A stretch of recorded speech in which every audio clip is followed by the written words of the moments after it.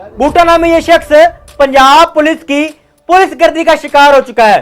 इस शख्स को पुलिस मुकाबले में, बोगस पुलिस मुकाबले में कत्ल कर दिया जाता है। ये शख्स बेसिकली एक मजदूर है। इस शख्स पर इल्जाम लगाया जाता है कि ये शख्स डकैती के मुकदमे यानी कि 396 की FIR में मतलूब है। एक बड़ा मशहूर वाकया होता है शरकपुर में, इसके अंदर एक 6 साल बच्ची डकैती के अंदर कत्ल हो जाती है। डकैत इस बच्ची को फायर मारते हैं और इस बच्ची का मर्डर हो जाता है, दुनिया फानी से चली जाती है। इसी केस के अंदर पंजाब पुलिस को कोई मुजरिम नहीं मिलता। इस शख्स बूटा नामी को पंजाब पुलिस कहती है कि ये शख्स हमारा मुजरिम है। बूटे के घर में पुलिस रेड करती है।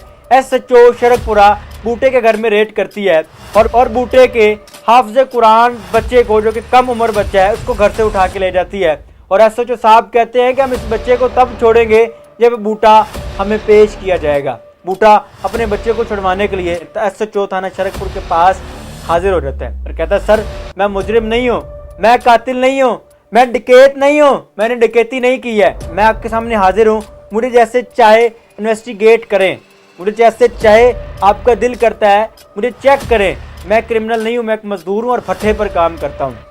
भट्ठे पर काम करने वाला शख्स जिसको पंजाब पुलिस बोगस पुलिस मुकाबले में मार देती है। मुजरिम को कोर्ट में पेश किया जाता है और कोर्ट में पेश यूं ही नहीं किया जाता। इस शख्स की फैमिली कोर्ट से रिव्यू करती है। इनको पता चल जाता है कि अब हमारे बंदे को पंजाब पुलिस मार देगी, जिंदा नहीं छोड़ेगी, बोगस पुलिस मुकाबला बना दिया जाएगा। वो पंजाबी की मिसाल है ना कि खून नू खून दी छिक हुंदी है। इसी तरह बूटे के घर वाले छिक हुई कि साडे बंदे नू मार देंगे। उन्होंने हाई कोर्ट के अंदर पिटीशन दायर की। जब पिटीशन दायर की तो उसके अंदर फिर ये शख्स बूटा नामी पंजाब पुलिस शरकपुर थाना SHO साहब जो है वो इसको हाई कोर्ट में पेश करते हैं और वहाँ पर लिख के देते हैं, सर हम इस बंदे को मारेंगे नहीं, हम सिर्फ इन्वेस्टिगेशन करेंगे। हाई कोर्ट के अंदर लिख के देते हैं कि हम इसको मारेंगे नहीं। वापसी में रस्ते पर लाते ही इस शख्स को रस्ते में कत्ल कर दिया जाता है। यानी कि कोर्ट के ऑर्डर गए, कोर्ट ने जो लिख के दिया वो गया। अब शरकपुर के SHO साहब अपनी मर्जी करेंगे। इसी तरह बूटे को कत्ल किया, बूटे का मर्डर किया। उसके घर वाले राह तकते रहे कि हमारा बूटा जो है वो जिंदा घर आएगा, लेकिन उसकी मैयत दी गई। उस बूटे की जिसका सिर्फ कोई कसूर नहीं था, उस बूटे की जो एक मजदूर था, वो बूटा जो कि पुलिस को पैसे नहीं दे सकता था, उस बूटे को बोगस पुलिस मुकाबले में मार दिया जाता है।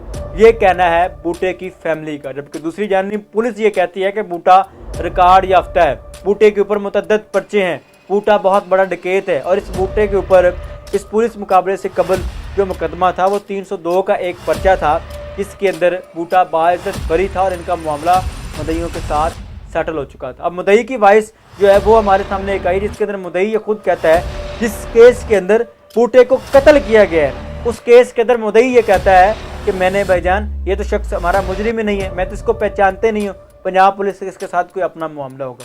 इस तरह के मामलात शरकपुर पुलिस कर रही है।